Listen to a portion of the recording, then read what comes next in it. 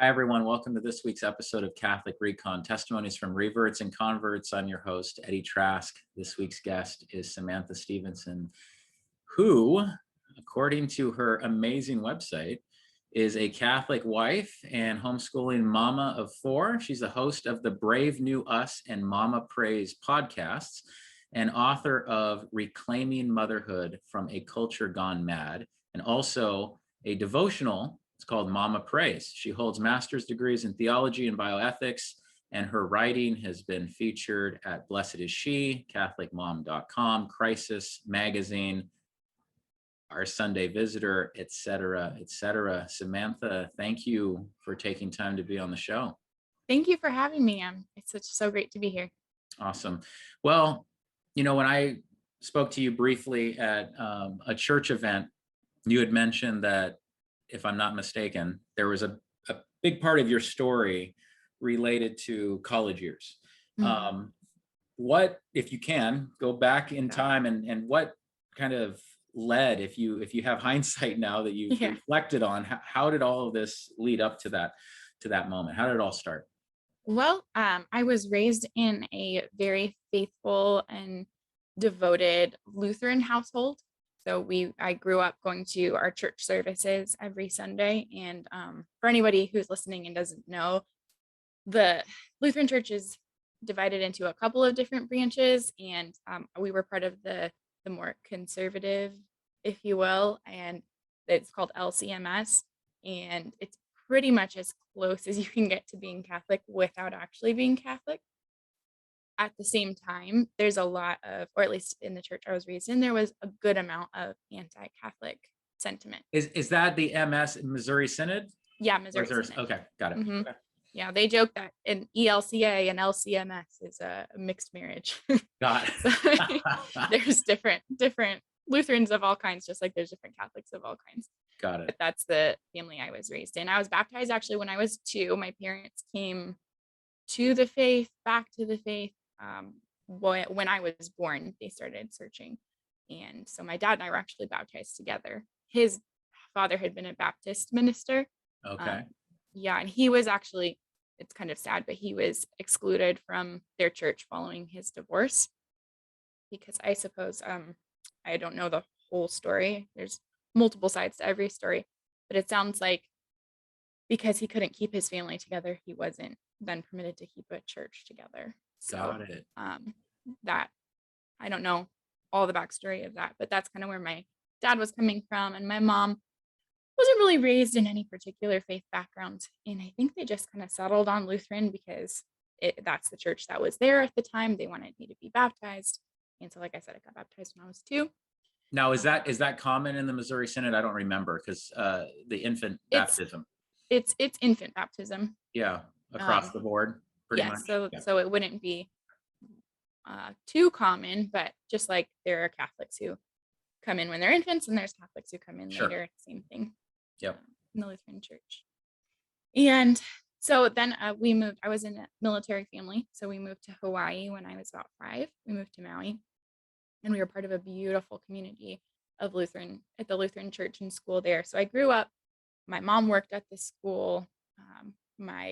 My dad played in the praise and worship band, and then I sang in the praise and worship band later when I would get to high school.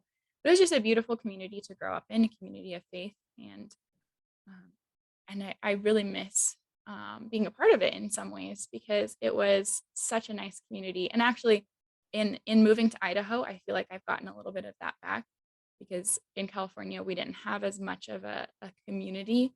It was more go to mass and then go home, but nobody who we were friends with. We had lots of Catholic friends, but they didn't go to the same parish, and so it was driving an hour, 2 hours in traffic to see the people who were our community. So Hmm. it's nice to be able to go to mass and recognize people and feel at home at church again.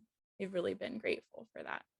So you were in Hawaii, and you're still in the Mm. Lutheran community. Were you what? So what ages? How long were you in Hawaii until what I age? graduated from high school and then moved to college to Loyola Marymount, where I converted after I graduated. So I was pretty much raised. My memories of growing up are almost entirely in Maui.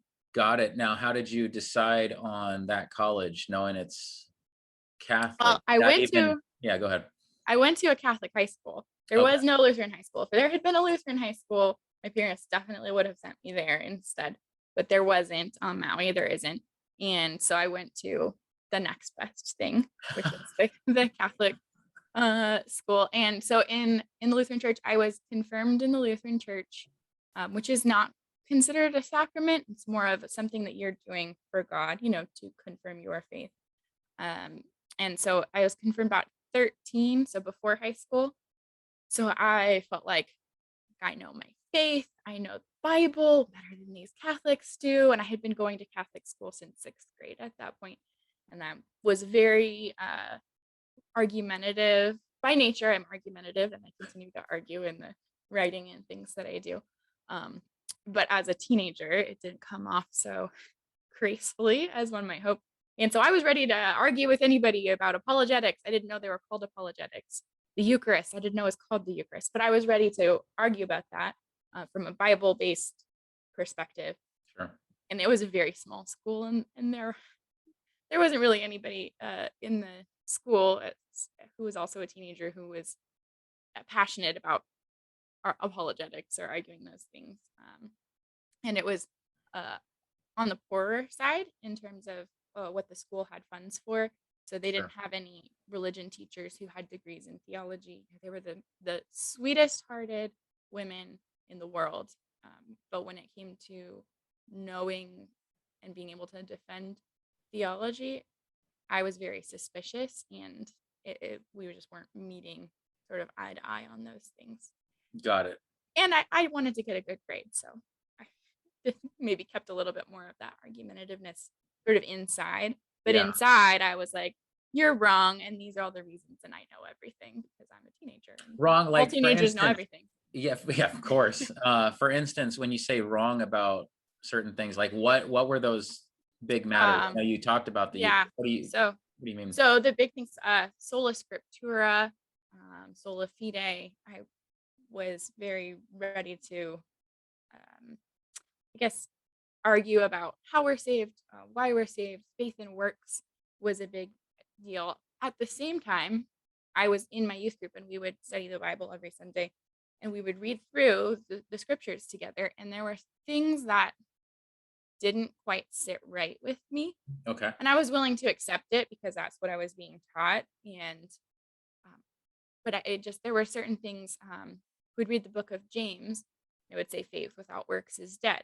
And that doesn't seem to really fit with this whole idea of I'm saved and then it's done and over, like a one and done kind of salvation thing. And so I just kind of put that to the side. There were things that bothered me, but I had other things to focus on as a teenager. And so just put that in a box. But when I came back then to revisiting certain questions of doctrine when I was a freshman in college, then I started to sort of open that box and not be afraid to really question those things. And when I was willing to question those things and engage in those questions, I started to have all these aha moments like, oh, the answers are actually better in the Catholic Church. And I had not come to the Catholic Church at that point seeking truth, but that's when it became about the truth, and it became an intellectual opportunity for conversion. I'm always curious. So as a Lutheran, you start to see these things that don't quite sit right. Did you happen to look into other Protestant groups? Did you consider other groups, or did you just naturally look upstream, as I say, to the Catholic Church? I think that it was just a matter of being a part of the Catholic Church since I was 11 years old, even though I wasn't necessarily participating fully. I considered it just another option. Like, oh, they're good. Like, they're okay. They just don't get it quite right. Almost like an extension, or somehow we're still like, I would have looked at any Protestant church and been like, yay, go Jesus, we're all we're all Christians. Sure. It was encouraging to me. We'd go on vacations and drive past churches, and I would just be like, yay, they're all great, like, they're all good. And so when I started going to the Catholic college, my dorm room was literally next to Sacred Heart Chapel. So rather than drive in LA traffic to try to find a Lutheran church, I just walked over with all of my friends and went to mass. Wow. And so my perspective on that was just, it's still church. We're all worshiping Jesus. I was in the choir at the church. They let me be in the choir. Nobody asked whether I was Catholic or not before I Mhm. joined the choir. And thank God that they didn't make that a rule. So How different was that mass from what you experienced at Missouri Synod? well, it's very, very similar actually. It's kind of interesting because, the mass wouldn't look the way that it does Yeah. until much, much later before the Lutheran service was Yep. developed. But they're very, very similar, same kind of sequence of readings. There's a little bit more structure in terms of the responses and the Catholic calisthenics, up, Yeah. down, up, down. But I was used to that because I had been attending mass in high school, since I was in sixth grade. Sure. I think we did it. I don't know if we did it weekly or monthly, but it was quite often that we were doing different liturgical celebrations and things like that in high school. So I had already been part of the Catholic life and worship. So that was very familiar going in. Got it. Any Got it. surprises. Because even the inside, if I'm not mistaken, now, yeah, and correct me if I'm wrong, I think with the Missouri Synod, you'll often see Jesus on the cross. And Mm-hmm. in some Lutheran and clearly denominations that developed after that, you see less iconography. Jesus is Mm-hmm. taken down from the cross, less stained glass. I don't know if there was stained glass that you were that There was part of wasn't. that. There wasn't in the church that I grew up in, but I'd Yeah, say I'm people just curious slowly about go to that what. stuff. You can see Yeah, certain things just get taken further and further right, away. stripped away. And Mm-hmm. then if you even view like a church plant that's happening this week, let's say somewhere in America, Mm-hmm. if you look at the interior of that church compared to even the most liberal Lutheran denomination, it's going to look quite different. So, Yeah, yeah. yeah. Okay. So you are in college, you're going to the Mm-hmm. chapel. Mm-hmm. Was there a defining moment there, or you just kind of slowly but surely learned more and more and more and felt more and more comfortable? Yeah, so there were a few things. I want to back up a Yeah, little bit go though. ahead. I think I rushed ahead. So when I was a senior in high school, I was still very active in campus ministry and in high school, and so there was a group of us who got to go on a retreat to California. It's a big deal. It was the Life Living in Faith Experience retreat, and on that retreat, we had an opportunity to go to confession, and I couldn't go to confession because I'm not Catholic. And so I was sitting there and I was just being pretty, like mentally obstinate. I'm just going to pray. I don't need to talk to anybody to get my sins forgiven. It's wrong, but this is a good opportunity to pray. And one of the boys who I had met on the retreat, he went to a different school. He was from California. He came over and tapped me on the shoulder and he said, "Listen, I've been praying and I really feel like I need to tell you that it's okay for you to go talk to the priest. And I just want to encourage you to take that opportunity to go do that." And I didn't, he's now a priest himself. So he was very actively praying in those years, in those moments. So I don't know what changed. I mean, I guess it was grace, the Holy Spirit knocking. And I said yes to that moment. And I went and I spoke with the priest, and I don't remember what he said. I just remember we're in this amphitheater and there's fire in the middle, and people are burning their sins on the piece of paper. They wrote it down, and it's green all around us. And my willingness to be open, I think that day, if there's a crack, God will slide in there. So I think just that moment, I was given, I think now looking back, the gift of tears, and I just started to cry and be remorseful and apologetic for the attitude that I had all of those years. And so that was a big moment that then wouldn't come into play until probably the next year. Um, but that was a very important moment where I stopped thinking adversarially towards the Catholic Church, and Hmm. just sort of softened my heart and opened up a little bit. That's great.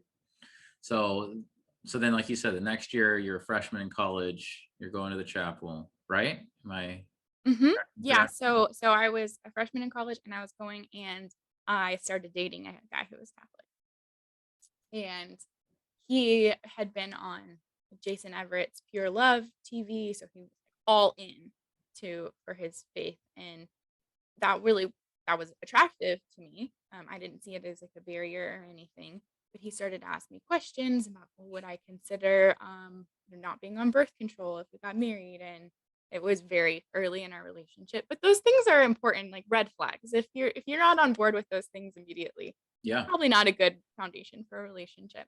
So different things like that, and I started to consider it, and then he said, well, would you ever consider becoming Catholic? So I went to our RCIA classes on campus, just because when I was growing up, confirmation was where I learned what it meant to what my faith taught. So I expected that if I went to confirmation classes at LMU, that I would learn what the Catholic Church teaches about things. There was a lot of talking about sunsets. There was not a lot of talking about what the Catholic Church teaches. So I concluded Thanksgiving of my freshman year, the Catholic Church doesn't really have anything intellectual to offer me. Wow. that was that was what I got. Yeah. And I had this suspicion. I was just second guessing myself. Like, am I just doing this because I'm dating a guy? Because that's not a good reason to change your religion. And that is such a great point to make, because I think that clearly happens from time to time. And then Mm. people will attack those that don't agree with Catholicism. They will attack and say, well, you're purely converting. It's similar to the argument of it's just because you were raised that way. If someone doesn't Mhm. like investigate why they believe what they believe, then you're going to have those attacks. If someone just said, I entered the church because it just, what else am I going to do? Yeah, well, I think that's where it's really important that we're able to meet people where they're at, Yep, because God's going to meet them where they're at. And exactly. if even if I was just investigating it because I Yeah, was dating a guy who was Catholic, like God can work with that. He can work with that. So um exactly. But I think it's just good to be able to admit that you were saying it struck you. Hey, I don't want to do it just because of that. I think those moments are very important to talk about as well. mhm, mhm, Yeah. So you don't in yeah, any way feel coerced. And the church talks about that too. Is this is this free accord? Are you completely, mhm. um, yeah, we'll just leave it at that. Are you completely free? Yeah. Yeah. So the opportunity to really know that for sure came a few months later after we broke up. And we were broken up, but the questions that I had about the church were still there. Because the more time that I spent and the more that I started to soak in this Catholic environment and absorb these things, the more it just seemed to me like there's more in the Catholic Church. Being a Catholic, it seems like there's just an opportunity to go deeper to I guess the Jesuit school called it the Magis. Like, there's more here, and I was very attracted to that, the lives of the saints, and being able to really make God your everything in a way that it wasn't just, oh, I'm a Democrat, or I'm a Republican, and I'm a Lutheran, and I'm a Californian. It's not just a label that you include and that you get to include these extra activities because you ascribe to this label, but Sure. that there was something up there that about how to order our whole lives. And that drew me. So I think the goodness started to draw me, and then it became about searching for answers and for truth. And during that time, I also started attending Eucharistic adoration in the form of XLT. Are you familiar with XLT? Maybe go ahead and For, tell so me. for anybody who's not, Yeah. XLT is adoration. It's like a blend of adoration with more contemporary Christian worship, silence, and then there might be a message or reflection, gospel reading Oh, still okay. Got it. included. So since I had grown up and my dad was in the praise and worship band, and I had grown up, that was probably my first form of prayer, of learning how to pray, was through praise and worship music. And that was the only place on campus to hear praise and worship music. So, and my boyfriend, and now ex-boyfriend, was the one playing the guitar. So I went originally because he was leading it, he was part of it, and And I had to kind of reconcile some things, because if you go into a room and the Eucharist is exposed and you're gazing at the Eucharist and you're worshiping the Eucharist and the Eucharist isn't God, that's idolatry. Sure. So that was a tension I think I held for several months. So I still went, because I said, whatever they're doing, I believe that genuine prayer is happening here. So I think that just the actual act of being in the presence of the Eucharist started to change me and open me up in ways that I maybe wouldn't have been open otherwise, just being in the presence of Jesus.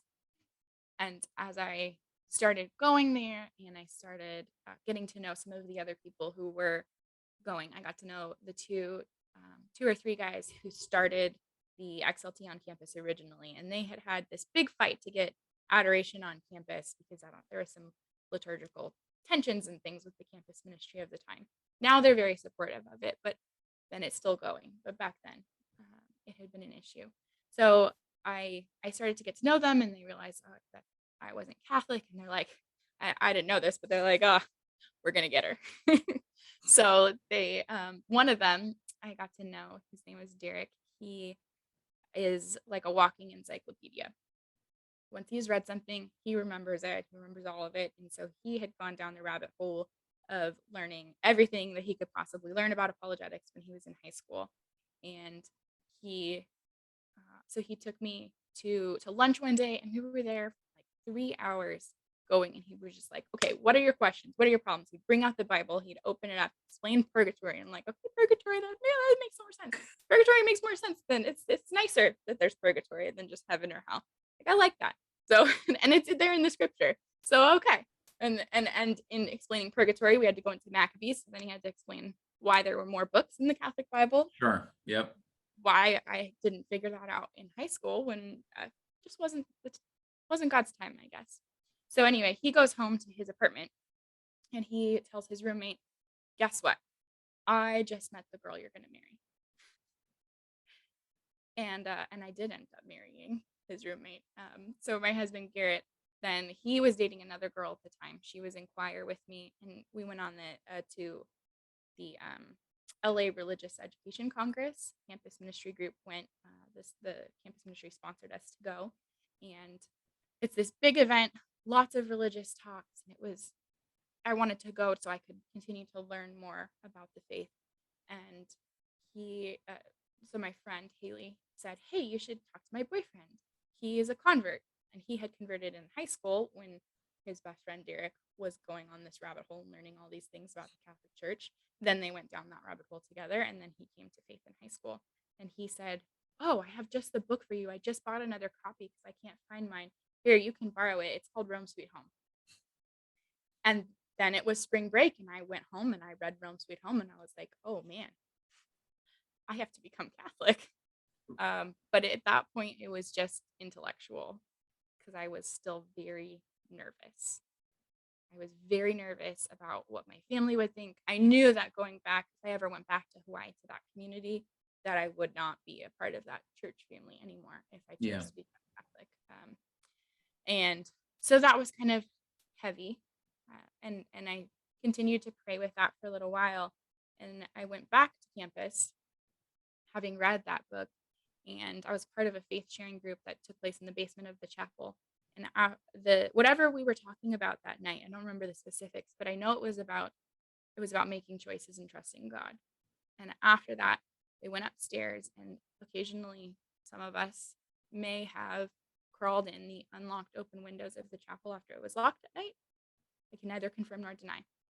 And I can not confirm nor deny whether there was a friend who was playing worship music on the piano, but we were sitting there and praying, and I was looking up at the chapel ceiling, and I just knew that God was calling me to be Catholic. I knew it in my heart. I said yes. And the moment that I said yes to God in prayer, I was just filled with so much joy, unbelievable joy and excitement. And it was so clear to me. And it was the Tuesday of Holy Week. Wow. All right. So in my mind, like, I want to do it on Saturday. And everybody who was wise said, no, you can't do it on Saturday. But because I had gone to the program that was on campus, and I didn't want to go back there because I wanted to have a meatier process of learning and examining. Sure. Yeah. And so I went to the closest parish, St. Jerome's in Los Angeles, and I did my RCIA there. But she did recognize and and talk to me about what did my baptism mean to me and why am I coming to the church. And I was asking, can I please do this in a shorter period than 2 years? I don't want to wait 2 years to receive the Eucharist. And so she let me do it in one. It was in every other week, and she let me go every week. So I went every week, and I'm so grateful for that experience of being able to be in that multi-generational group in RCIA and hear these people's stories, that there were very different places of life than I was. Yeah. One gentleman, he had been going to mass with his wife for, I believe they've been married for like 60 years, and he'd been going to mass with her, and he would go to mass with her every Sunday, but he was not converting, and he was in my RCIA group converting. There was one lady who was like 89, and she'd already gone through and had all her sacraments. She just wanted to show up and learn, and it was very sweet to hear different people's perspectives going through that process. It was really wonderful. That's great. When you said that, some of the people were thinking, we're gonna get her, she's gonna say yes. It makes me think back on Catholic Answers. I don't know how many years ago. I remember seeing a video where this caller is asking a great question. He's a Protestant pastor, for all I know. Maybe not a pastor, but he was Protestant, and he had this question. And at the end of the call, Patrick Coffin said, "You're in trouble, buddy," just based on the way he asked. Mm-hmm. I think he was acknowledging that there are a lot of people that start asking questions, and there's a natural draw, and that's obviously the Holy Spirit that will allow them to be open to even ask the question. Right. And I think that says a lot about different people's journeys. They just said, there's something off here on what I'm learning theologically at this whatever denomination. So am I allowed? May I ask a question? And then there will be some Catholics that say, you're going down a path. The Holy Spirit's calling you. And yeah, it's just a beautiful thing. So what do you remember? When were you received into the church? Was it Easter Vigil that following year then?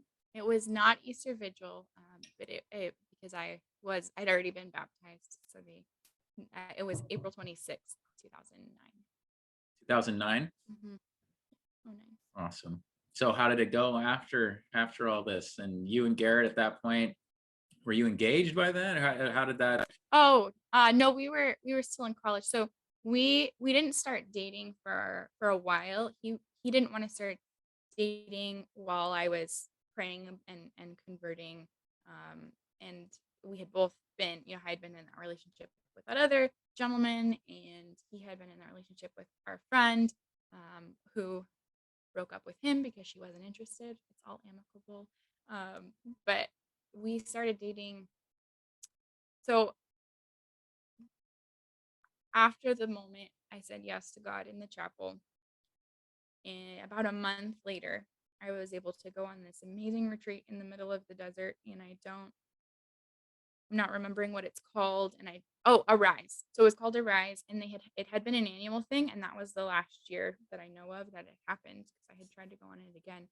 But with all of these campus ministry people who were kind of helping me to find the truth and to find the Catholic Church, we all went on this retreat, and it was such a beautiful experience, because I had on the one hand already said yes to converting, but it wasn't done. Even God's not done with you after you say yes.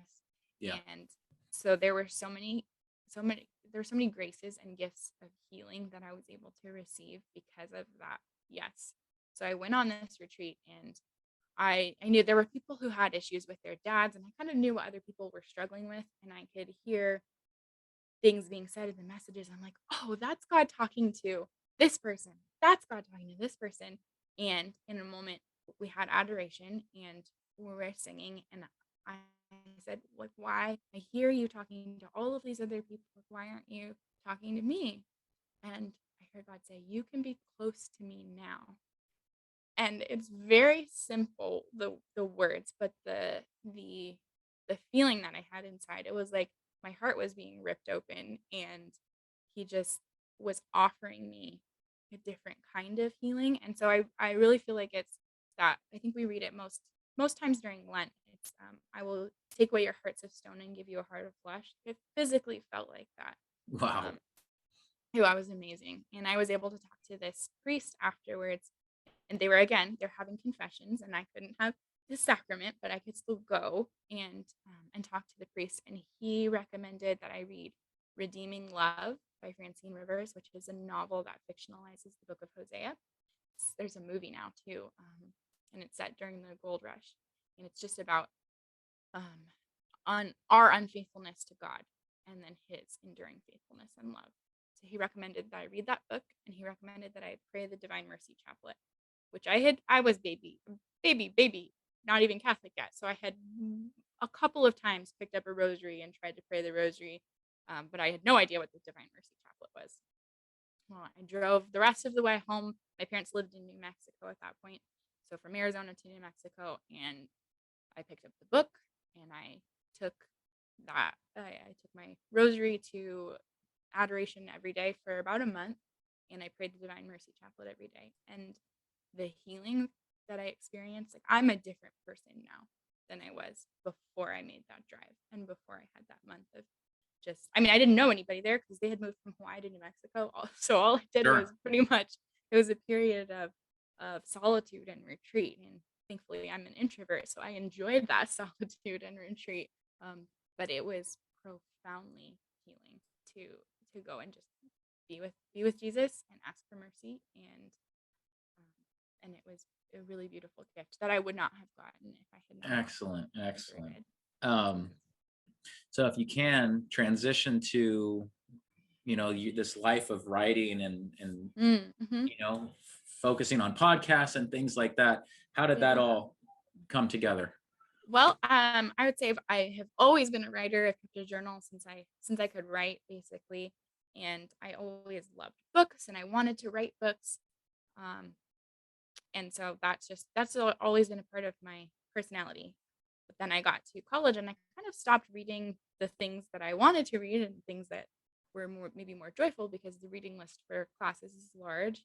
And then I graduated, and I got married, and I started working as a teacher full time, and I was still teaching full time when I went back and got my master's degree and my second master's degree, and I had two kids in there at the same. All of that happened at once. So there was a lot going on the surface, a lot of tumultuous stuff. And there was a lot that God was doing, I think, to form me for ministry.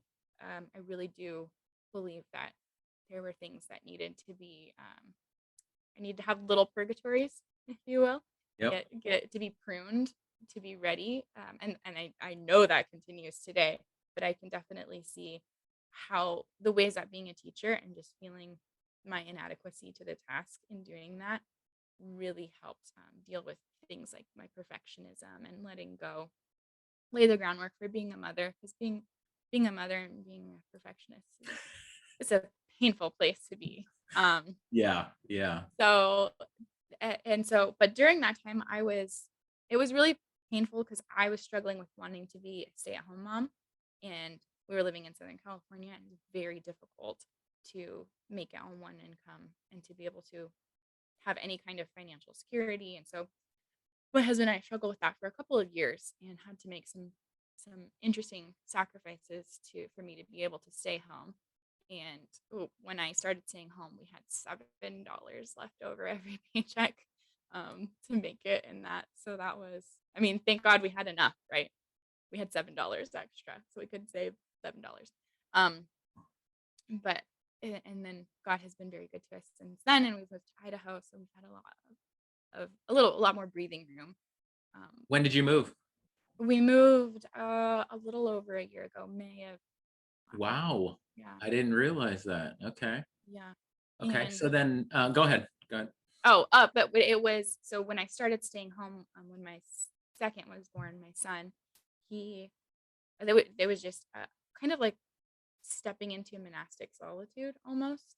The the tumult of commuting to Los Angeles for night classes and working full time and being a mother. I mean, I spent probably a good 3 hours in the car a day sometimes. And you would think that that would provide an opportunity to relax, but not in Southern California traffic.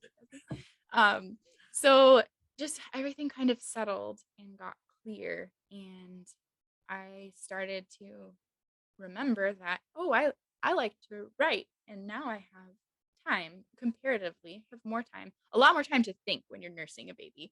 Sure. Not necessarily not more free time, but your mind is freer. At least mine was. And so not being concerned with it, like work takes up a lot of your brain. And so to be able to set that aside and then just have your family life be your entire focus, that was a huge gift for me and something I had desired for a long time. So I just started a blog, just whatever I wanted to write about. And it was usually stuff I was trying to pray through, like praying through motherhood, figuring out what is God trying to say in this moment. Yeah. And I, coming from a Jesuit school, I had taken lots of classes in Ignatian spirituality and been part of faith sharing groups where we were doing Ignatian spirituality. Two of those gentlemen then went on, and they're now Jesuit priests, good ones.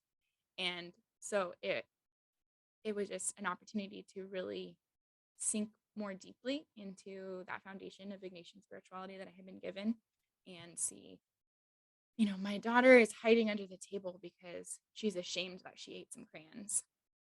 What does this say about, what does her experience of shame tell us, and my experience of loving her in that shame? Wow. What does that tell us about God's love for us? And so that's one of the things that I would write about, and still do kind of try to write about when I write for Mama Praise and in the Mama Praise devotional, taking those moments of parenthood and exploring God's love through those moments. Yeah, it's so funny. Something so small, you see your kid hiding under a table, and that's fascinating. And what that says about all of us, really, hiding under a table. Mm-hmm. We just ate some crayons. Yep.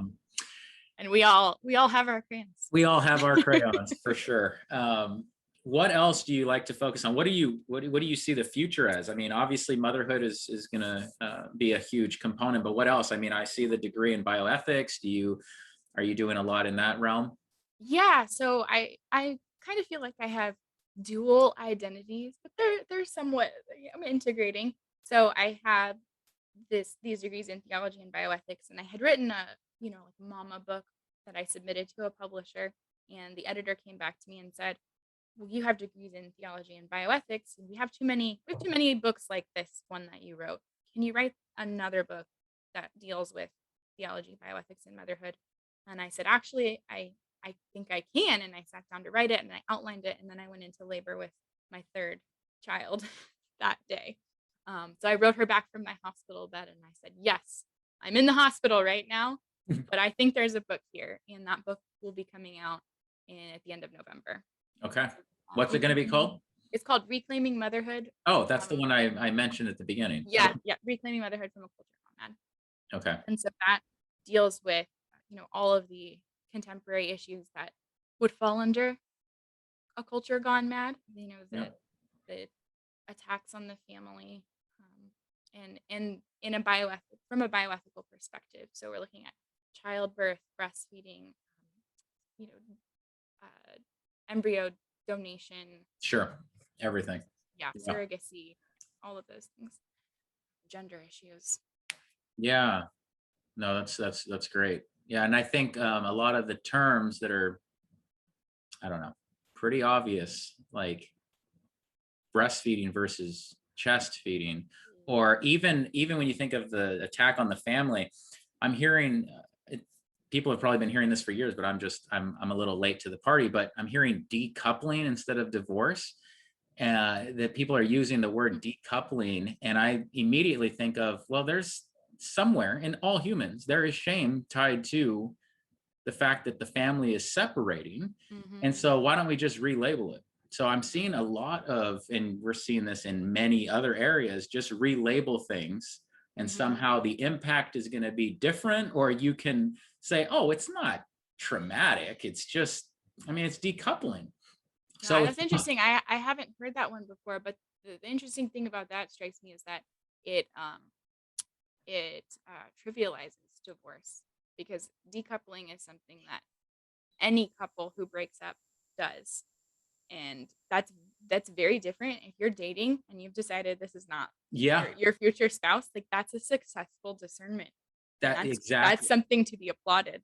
Yes, absolutely. Very different than the tearing apart of familial structures and bonds that happens in people's hearts and souls when they're affected by divorce. Yeah, I heard a gentleman talking about it, that he went through hell because his parents divorced when he was 7. And he said, it was hellish. I can't tell you how bad this was.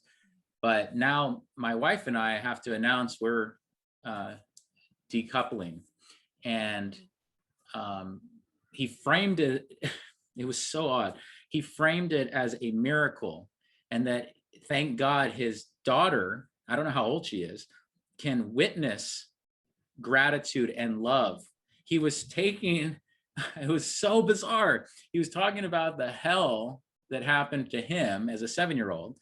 And now he and his wife have become his parents, basically. And now the daughter, because her parents are gracious towards each other in the midst of this divorce, he was saying she will not feel trauma. I think And that was, we know that's not true. that was bizarre to hear. Not trying to get off on a tangent, but No, that's important. We're talking about again, the if you meaning of family. by virtue of relabeling divorce to decoupling, you can claim on, you put that on your children. Okay, now you're not going to experience trauma because your mom and I are getting along, but we're getting a divorce. It didn't make any sense at all. And I don't know all the circumstances, but it was just an odd thing to, again, relabel and then somehow declare it's not traumatic for you. Yeah. It's like telling someone that you know exactly what they're going to feel as a child. I mean, there are cases where definitely living apart is a gift and better for the children. I mean, there are those cases. Absolutely, don't get me wrong. Like substance abuse. My Yeah. husband grew up in a family like that, and so thankfully he's unharmed. But it definitely makes him a better father, a Yeah. more intentional father, to have had that experience and to look at what happened to him in the past and say, I am not going to do these things. I'm not going to be this. I'm going to be a better man because my father was not a good man. Sure. Yeah, I think but that's very different than just relabeling and sort of trying to hide guilt and make it okay. Yeah. That really, especially for the children, that takes away their opportunity to recognize and to deal with their loss, because it is a loss, everything that they've ever known. Yeah. Now, if there was abuse, to your point, absolutely, or mental, severe psychological issues, I would love to know if that was part of it. But again, it was just this, there was this piece about it, but he was also tearing up. I would love to know how that comes about. And I think it's in the same vein as you can relabel, and you can also, in some cases, have parties, like you hear of divorce parties. So you're going to celebrate the end of a relationship, or you're going to celebrate an abortion. And so that's another part of this reaction to, you feel guilt, relabel it. It's not a big deal. It's just, it's a little thing. Or you overcorrect and you have to celebrate to stifle the intensity of the feelings that come along with it. And that's well, Satan's great at propaganda. Yeah. All you have to do is stick pretty close to the truth and just tweak it enough so that the truth gets obscured. Yeah. Anyway, anything else you want to add? I don't want to end on that note, but well, that's the thing. That's actually kind of good news for us in a sense, because he doesn't have any new tricks. And that's one of the departure points of the book that I wrote. In the first chapter, we look at what are the lies that the father of lies tells.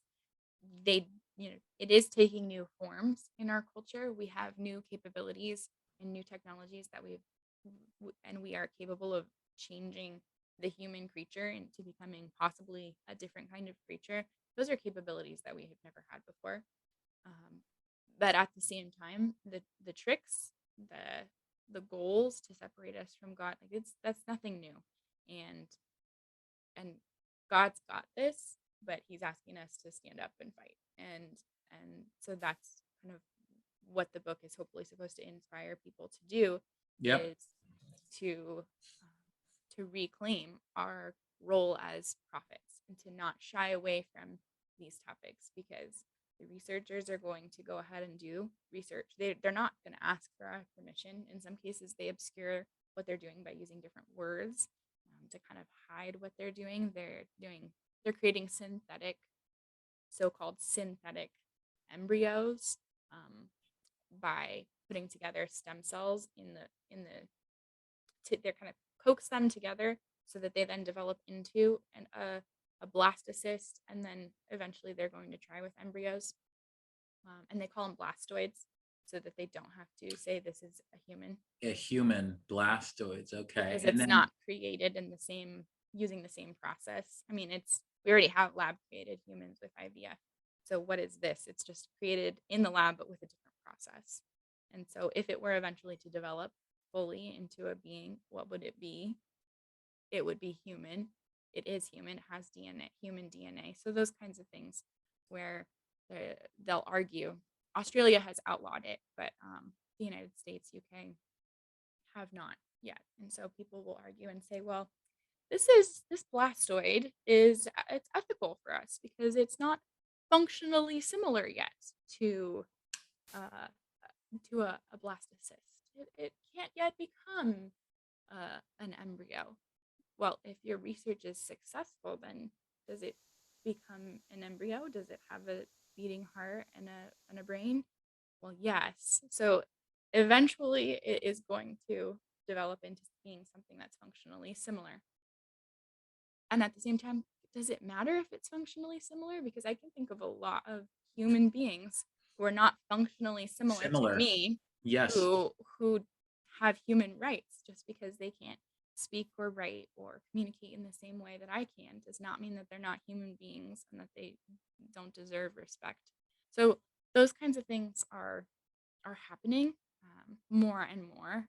I'm still discovering them, and I try to share them with people as much as I can.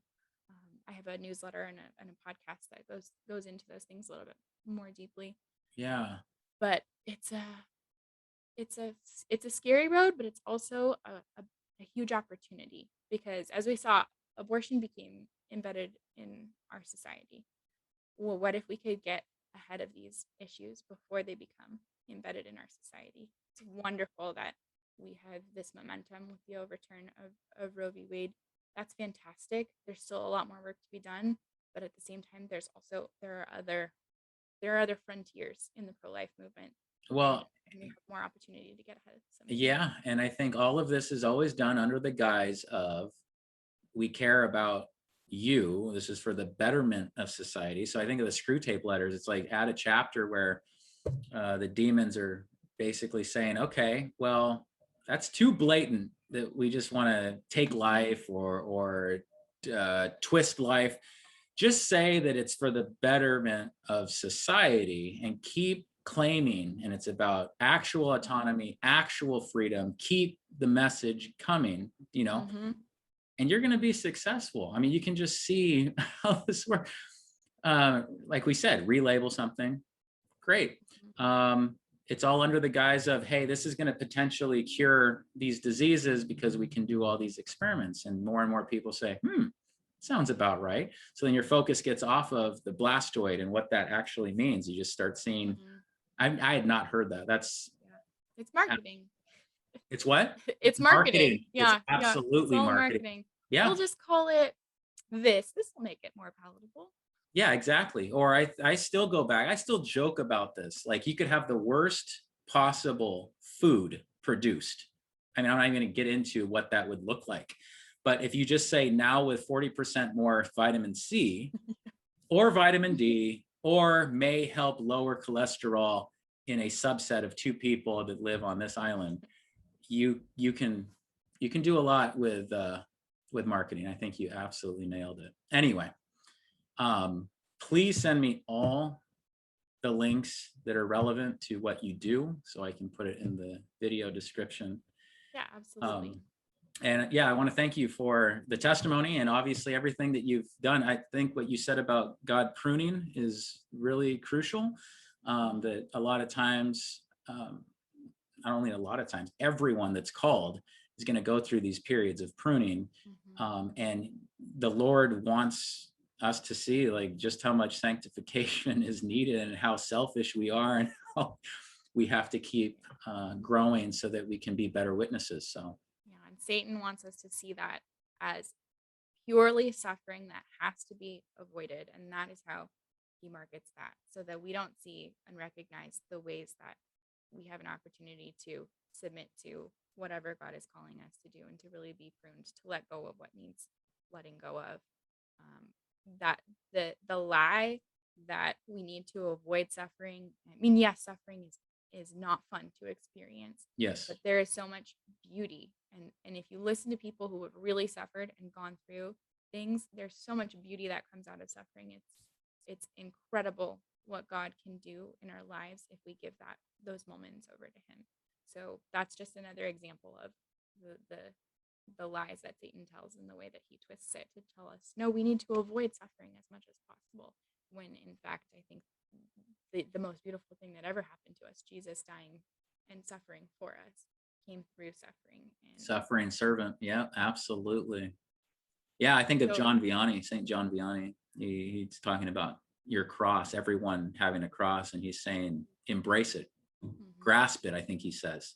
Let it carry you to heaven. Let your cross be the beautiful thing.